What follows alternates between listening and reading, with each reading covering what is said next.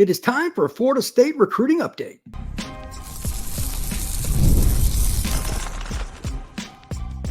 You are Locked On Seminoles, your daily podcast on the Florida State Seminoles. Part of the Locked On Podcast Network, your team every day. Hello and welcome, everyone. This is Brian Smith with Locked On Seminoles. Thank you for making this your first listen each and every day. You can find us wherever you get your podcasts for free and on YouTube, part of the awesome Locked On Network, your team each and every day. I'm going to break down several recruits that Florida State either had in this past weekend, their big June 21st weekend, or overall talks about some commitments and a couple of key prospects that, quite frankly, have got to be in this class for Florida State to maximize its abilities, and there's going to be some good news. First up, today's show is brought to you by FanDuel. Make every moment more. As playoffs wind down and sports stop a little bit right now this time of year, FanDuel is still hooking up all customers with a boost or a bonus daily. That's right. There's something for everyone every day, all summer long. Visit FanDuel.com/locked on to get started. And speaking of get started, this list isn't going to have a whole lot of rhyme or reason. There are just so many prospects. I'm not going to try to order them. Florida State has a tremendous number of prep recruits on campus again from this past weekend that they're trying to finalize commitments, etc. But I do want to start again with the two kids that have reaffirmed, hey, I'm going to be a Nole, and these are great prospects. Number one, Javion Hilson, defensive end out of Cocoa High School, one of the best pass rushers in the country, 5-star recruit by Rivals. This is a young man that has the academics, the mentality, the athleticism, the length, the speed, all the things you're looking for to represent your university. He is shutting down his recruitment. He picked Florida State over a ton of other schools, including Florida, Texas, etc. Great prospect, big pickup for the Noles, and one who's done taking visits. The other one, similar fashion, another prospect that is a 5-star, and that's Solomon Thomas. 4-star in some prospect services, but in my opinion, a 5-star. He is out of Raines High School in Jacksonville, plans to play interior offensive line. He is a bull in a china shop and a kid that is pretty refined for his age as an offensive lineman. The upside is through the roof, and I believe he's the kind of prospect that Florida State can land. This kind of guy each year, the days of taking several kids out of the portal at the offensive line position will be all but over. He's going to play early. I think by his sophomore year, he'll be in the starting lineup. He's that kind of talent. So Florida State locks up two kids that had committed, but we're looking at LSU or Miami or Texas, whatever it is. They've got those kids in the fold. So that's the best news there is. And now I'm just going to kind of go down the list. Again, there is no rhyme or reason here. This is just chicken scratches that I finally kind of put on one page. I had stuff all over the place, and we're just going to go through it. There are a few kids I'm still checking on, but here's what I got. The best news may be the one that is kind of going under the radar. Joshua Moore out of West Broward High School in South Florida, 6'3", 210. He can really run. This is the type of player that Florida State can put at the boundary spot where Johnny Wilson played. Really good football player. It looks like it's going to be Florida or Florida State. The FSU visit was really, really good. Probably his best visit to date. And I think Florida State is the team to beat. He's still looking at UF. Miami might be on the outside there, still trying, but it's probably going to be Florida State or Florida.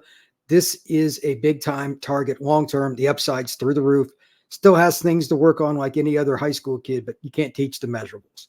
This is what you hear about in the NFL draft. He has the size and the length, blah, blah, blah. Joshua Moore physically looks like a kid getting ready to go to the draft, but he's still got another year of high school left. That's the difference between winning and losing at the elite level.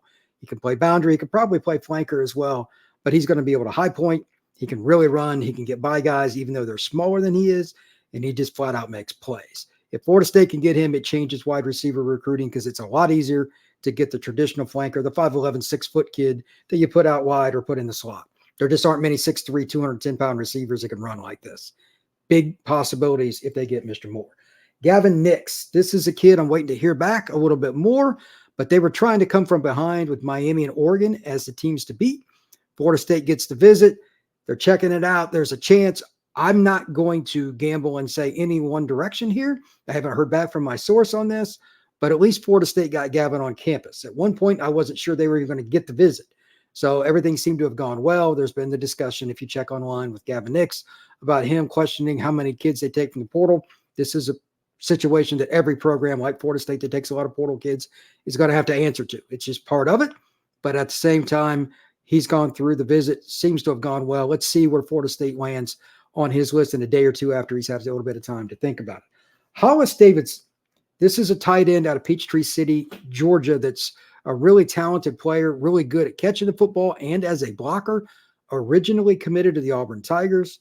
Looks like it's still an opportunity for him to end up at Auburn. They need at least 2 tight ends in this class. That may be the school that he ends up with, but Florida State had a really good visit too. I haven't heard anything more than that, any specifics on who, what, when, where, why. I'm curious to see if he comes back to Auburn again, because they do want him in the class. It's a priority recruit for them, and that's an area they recruit pretty hard in the greater Atlanta area, just like Florida State. You'll probably see FSU and Auburn bump heads a little bit more now that Florida State is going up against Auburn with a coaching staff that actually knows what it's doing there. Next up, let's talk about Jaylen Wiggins. This is one of the more interesting recruitments in America. Forget Florida State for a second. He's from Tallahassee, not a good student, elite student. That's why he took the Stanford visit.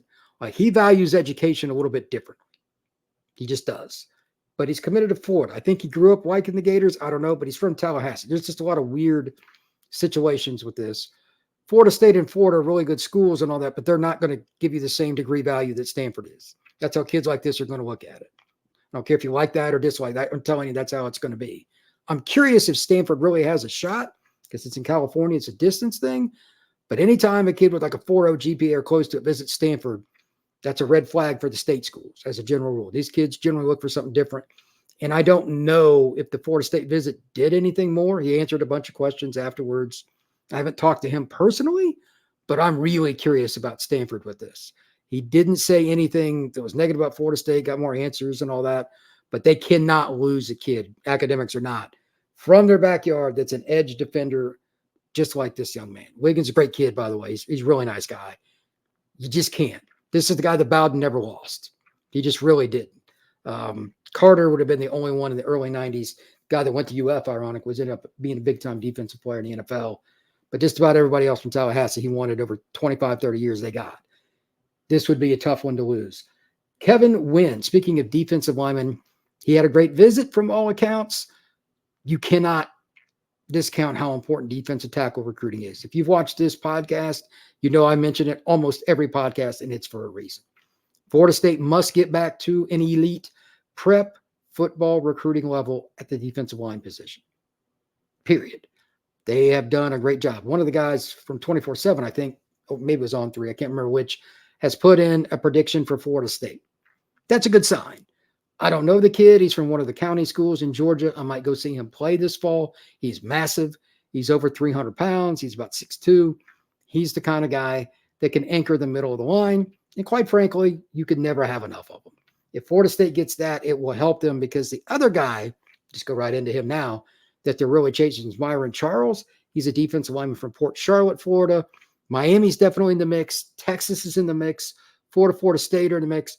For a long time, everybody thought it was going to be FSU, and it still could be, but he's not going to make a decision until later this year, by all accounts. And I knew that from talking to him face to face, but they need somebody in the fold in case they don't get Charles. You don't want to be sitting there over and needing 2 and you're in November or December.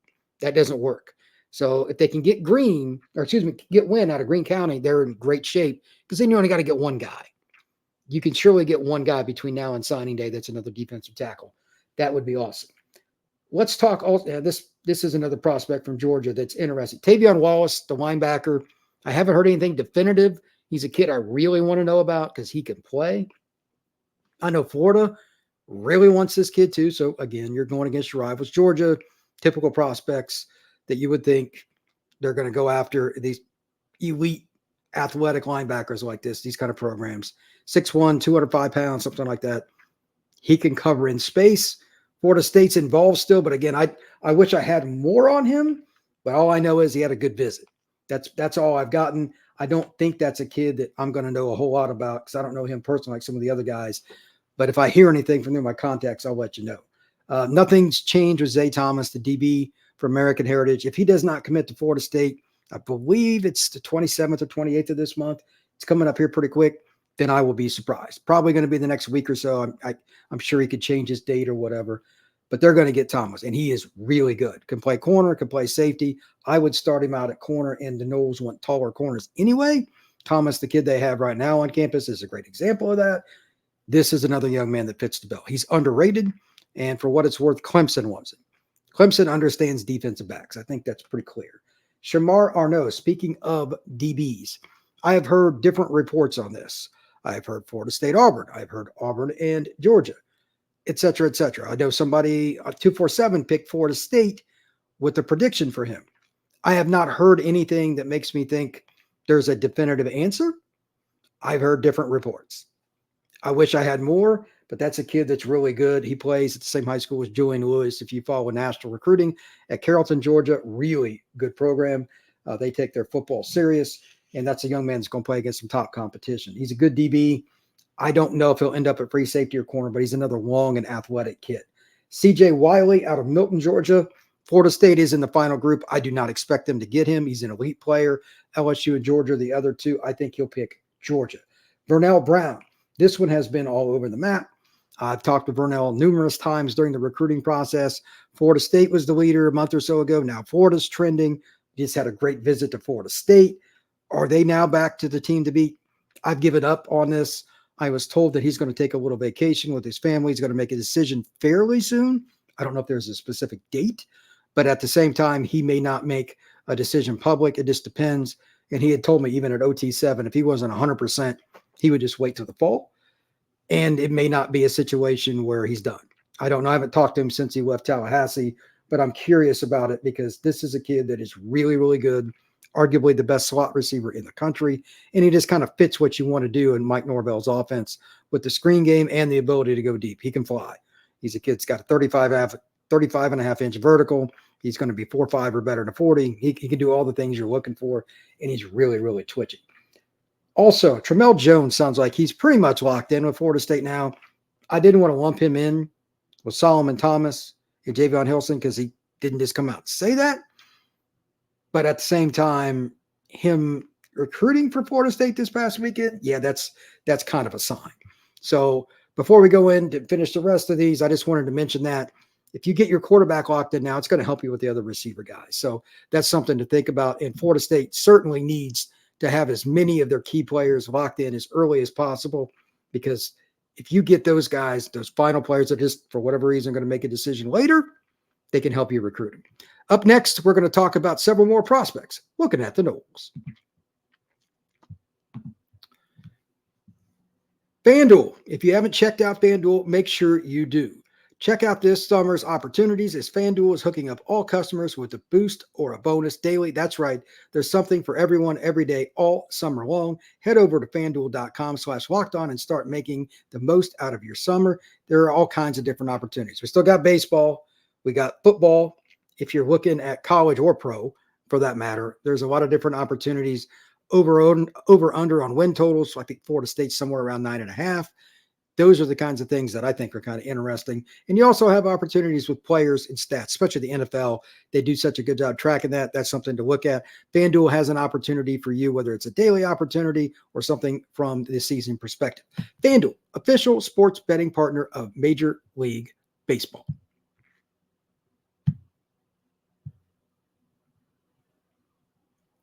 All right. Let's continue on with some of the prospects looking at the Noles. This is a pretty interesting list because while I don't have everybody, it's still pretty long. Peyton Joseph, former Gator commitment, ironically, sounds like he's going to end up with Florida State. It's ironic that the other school that he's looking at, the big offensive lineman, he's a little over 300 pounds, is Memphis. Just a future note here. Memphis is going to be mentioned more with recruits than you've probably ever seen. FedEx is based out of Memphis, and guess what company just gave Memphis Athletics $25 million to spend on NIL? That would be FedEx. So they're going to be involved with a lot of kids. Joseph's a really good prospect. Florida State needs interior linemen just like tackles. They need them across the board. He would be a big pickup. Look for the Noles to win out. Jamie French, have not heard anything new. Just wanted to mention that. Florida State is still trying, and since Trammell is likely, not guaranteed, but likely to stick with Florida State from everything we're hearing, I think Florida State has a chance to at least get him on campus for a visit at some point. He's the star receiver that plays with Trel Jones at Mandarin High School in Jacksonville, Florida. Texas, Tennessee, LSU, Miami, several other programs are also still involved. Dallas Wilson, this is an interesting situation since I brought up French. He's the stud receiver out of Tech and Tampa Bay. Oregon, Miami, Florida State, probably the top group. Other schools, LSU, etc., have tried to recruit him as well. Miami has gone all in on just a very, very small group of wide receiver recruits. Florida State's a little more broad, which is more traditional. You're not always going to get your just top of the board guys. I think Miami's making a mistake right now by going after just the elite kids, and they turned down a few guys, and they're probably going to miss out on Joshua Moore, as I mentioned in the first segment. But this is a young man that they're trying to get to, and I think Florida State has just as good a shot, and they get the last visit, barring something unforeseen. He's going to visit for the UF game later this year. Just put Dallas Wilson in the back of your memory bank. Not many 6'3", 200-pound kids, kind of like Moore, that can run like him. He's pretty twitchy too. He could play any of the three spots, to be honest. I don't think he has a specific pivot point from which he would start. I just think that Dallas Wilson's about as good a receiver as there in the country. That's a kid Florida State might steal from the Ducks late in the process. The news that probably isn't going to make very many Florida State fans happy, Hilton Stubbs had a great visit to Miami. Florida's still on the board. Florida State appears to be out. He's the kid, again, for Mandarin, that Florida State has recruited. His brother is a walk-on at Florida State. I'm sure Florida State knows the situation. But for whatever reason, it just doesn't look like it's going to work out for Florida State. I liked their chances early on. That has not materialized. I certainly missed on that one. Watch out for Florida. That's the program he kind of grew up rooting for. You never know. Some better news. Byron Lewis had a great visit to Florida State. It looks like it's still probably going to be Florida State or Miami, but I haven't heard anybody on the Miami side of things talk about him lately. Maybe I'm reading too much into that, but that doesn't mean they're out, but I'm surprised he hasn't committed. I mean, he lives in Fort Lauderdale area. Byron's right down the road from UM. Why hasn't he committed? They recruited him early. He's not committed. I'm curious to see if he makes a decision soon. If he does, I think it will be to Florida State. Max Buchanan, messaged with him a little bit. He's the offensive lineman out of Seminole High School in the greater Orlando area, just north in Sanford. He's having a good visit to Penn State, waiting to hear back from him this morning. I'm not sure what's going on with him yet on a decision date, but I know it's early August. He told me that he wants to announce, so he wants a little bit of time. He would be a great prospect for Florida State at center, one of the top interior offensive linemen in the country, definitely an option. Max Redmond sounds like I'd be surprised if he doesn't have Florida State. Cardinal Newman DB, everything's trending that way. Nothing against USF and Illinois, but I don't think they're going to beat Florida State, Florida, or Miami, those kinds of schools. And in this case, Florida State for a top DB. But that's where we are. Max Redmond is a kid that Florida State targeted pretty early. When some other schools passed on him, they like him. This is a Norvell special, I guess. The kids down there that they seem to recruit, they kind of do their own thing. This is a player that probably is going to end up in Tallahassee. I don't care what his ranking is. I like him as a prospect too. Again, he's from Cardinal Newman. When I come back here in just a second, I want to talk about big picture, some timing issues with recruiting, because there's not everything unfolding yet that I thought there would be. And I'm going to discuss that a little bit here next on Locked On Seminoles. Passion, drive, and patience, the formula for winning championships, is also what keeps your ride or die alive. eBay Motors has everything you need to maintain your vehicle and level it up to peak performance: superchargers, roof racks, exhaust kits, LED headlights, and more. Whether you're into speed, power, or style, eBay Motors has you covered. With over 122 million parts for your number one ride or die, you'll always find exactly what you're looking for. With eBay's Guaranteed Fit, your part is guaranteed to fit your ride every time or your money back. Because with eBay Motors, you're burning rubber, not cash. With all the parts you need at the prices you want, it's easy to make your car the MVP and bring home huge wins. Keep your ride or die alive at ebaymotors.com. Eligible items only. Exclusions apply. eBay Guaranteed Fit only available to United States customers. All right, big box here. Florida State should end up this class at 20 to 22 commitments, give or take, like any other class. What I am tracking now and what Florida State fans should be tracking is not who commits, but it's the kids that do not. Like, as an example, Dallas Wilson, I know he's committed to Oregon. I don't consider that much of a commitment. He's visited Miami. He's visited Florida State. He's visited other schools. Oregon's the leader. That's how I look at that. There are going to be several other prospects like it that are like him that, quite honestly, especially in the state of Florida where commitments are very thin, I expect Florida State to be in on. There are going to be a handful of kids Florida State will be in on, in or out of the state, that they're not even involved with now. Remember, recruiting is fluid at best. And a lot of these kids, while they've done a great job this summer, that's not in question. Getting these young men in for unofficial and official visits, you're going to add some guys. Combined with the players like Dallas Wilson, look for some visits to start to come out, their dates, etc., before the end of summer for September, October, November, just like Dallas Wilson visiting UF for the UF game the last weekend of the season. That's going to be critical. Florida State's involved with a lot of kids that are going to make decisions later this year. Some of them coming up here, and I get that. I'll talk about that in a second. But there are going to be 5 to 10 kids that are really important that Florida State will be involved with. And some might tail off and it may end up being just 3 or 4 on signing day. But I'm telling you, this class will still be made or broken on National Signing Day. That's just the way of the beast. To be honest, that's exactly how it happened under Bowden. They had more late decisions than any team in the country. Miami, Texas A&M, Notre Dame, or anybody. They just, for whatever reason, seemingly did, and they won those battles. They'd go all in. They'd bet on themselves, so I have no problem with it. As for the commitments, again, just want to reiterate, Solomon Thomas, he's committed to Florida State. He is done. Javion Hilson, he is committed to Florida State. He is done. Those are important. There's going to be 3 or 4 other commitments. They should get Zay Thomas this week, the DB out of American Heritage in South Florida. I like Max Redmond, probably commit pretty soon. Wouldn't be shocked if Byron Lewis did. Doesn't sound good for Hilton Stubbs. I know they would love to get him, but I don't think they're going to get him.